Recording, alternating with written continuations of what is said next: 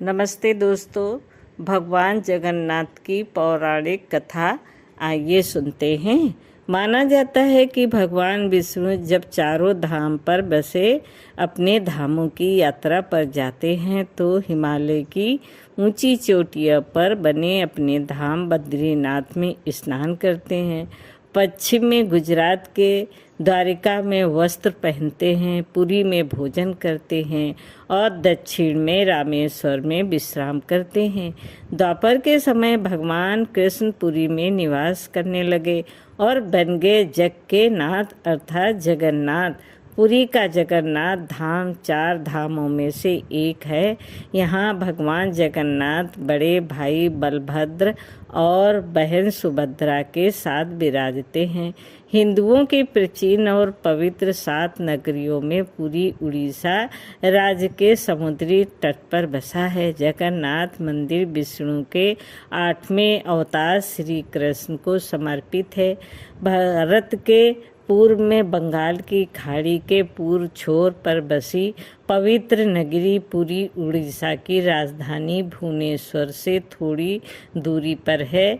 आज का उड़ीसा प्राचीन काल में उत्कल प्रदेश के नाम से जाना जाता था।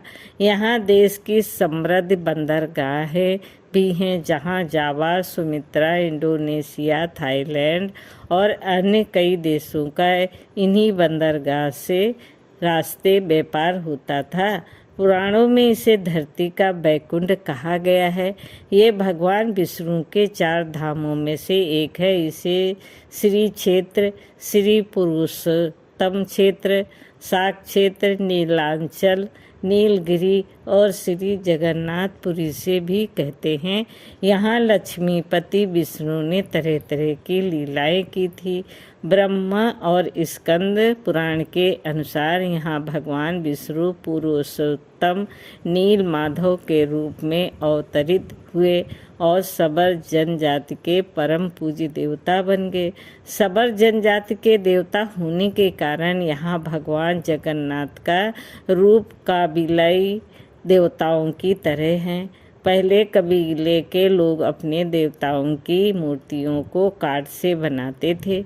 जगन्नाथ मंदिर में सबर जनजाति के पुजारियों के अलावा ब्राह्मण पुजारी भी हैं। जेठ पूर्णिमा से आषाढ़ पूर्णिमा तक सबर जाति के दैत्यपति जगन्नाथ जी की सारी रीतियां करते हैं। पुराण के अनुसार नीलगिरी में पुरुषोत्तम हरि की पूजा की जाती है। पुरुषोत्तम हरि को यहाँ भगवान राम का रूप माना जाता है। सबसे प्राचीन मत्स्य पुराण में लिखा है कि पुरुषोत्तम क्षेत्र की देवी विमला है और यहाँ उनकी पूजा होती है। रामायण के उत्तराखंड के अनुसार भगवान राम ने रावण के भाई विभीषण को अपने इच्छुक वंश के कुल देवता भगवान जगन्नाथ की आराधना करने को कहा। आज भी पुरी के श्री मंदिर में विभीषण वंदापन की परंपरा कायम है। स्कंद पुराण में पुरी धाम का भौगोलिक वर्णन मिलता है। स्कंद पुराण के अनुसार पुरी एक दक्षिणावर्ती संघ की तरह है और ये 5 कोस यानी 16 किलोमीटर क्षेत्र में फैला है। माना जाता है इसका लगभग 2 कोस क्षेत्र बंगाल की खाड़ी में डूब चुका है। इसका उदर है समुद्र की सुनहरी रेत जिसे महोदची का पवित्र जल धोता रहता है। सिर वाला क्षेत्र पश्चिम दिशा में है जिसकी रक्षा महादेव करते हैं। शंख के दूसरे घेरे में शिव का दूसरा रूप ब्रह्म कपाल मोचन विराजमान है। माना जाता है कि भगवान ब्रह्म एक सिर महादेव की हथेली से चिपक गया था और वो यहीं आकर गिरा था। तभी से यहाँ पर महादेव की ब्रह्म रूप में पूजा करते हैं। शंख के तीसरे वृत्त में माँ बिमला और नाभि स्थल में भगवान जगन्नाथ रथ सिंहासन पर विराजमान है। मंदिर का इतिहास। इस मंदिर का सबसे पहला प्रमाण महाभारत के वन पर्व में मिलता है। कहा जाता है कि सबसे पहले सबर आदिवासी विश्ववसु ने नील माधव के रूप में इनकी पूजा की थी। आज भी पुरी के मंदिरों में कई सेवक हैं जिन्हें दैवतापति के नाम से जाना जाता है। राजा इंद्रद्युम्न ने बनाया था। यहाँ मंदिर राजा इंद्रद्युम्न मालवा का राजा था, जिसके पिता का नाम भारत और माता सुमित था। राजा इंद्रद्युम्न को सपने में हुए थे जगन्नाथ के दर्शन। कई ग्रंथों में राजा इंद्रद्युम्न और उनके यज्ञ के बारे में विस्तार से लिखा है। उन्होंने यहाँ कई विशाल यज्ञ किए हैं और एक सरोवर बनवाया है। एक रात भगवान विष्णु ने उनको सपने में दर्शन दिए और कहा, नीलांचल पर्वत की एक गुफा में मेरी एक मूर्ति है, उसे नील माधव कहते हैं। तुम एक मंदिर बनवाकर उसमें मेरी यह मूर्ति स्थापित कर दो। राजा ने अपने सेवकों को नीलांचल पर्वत की खोज में भेजा। उसमें से एक था ब्राह्मण विद्यापति। विद्यापति ने सुन रखा था कि सबर कबीले के लोग नील माधव की पूजा करते हैं और उन्होंने अपने देवता की इस मूर्ति को नीलांचल पर्वत की गुफा में छुपा रखा है। वो ये भी जानता था कि सबर कबीले का मुखिया विश्ववसु नील माधव का उपासक है और उसी ने मूर्ति को गुफा में छुपा रखा है। चतुर विद्यापति ने मुखिया की बेटी से विवाह कर लिया। आखिर में वो अपनी पत्नी के जरिए नील माधव की गुफा तक पहुंचने में सफल हो गया। उसने मूर्ति चुरा ली और राजा को लाकर दे दी।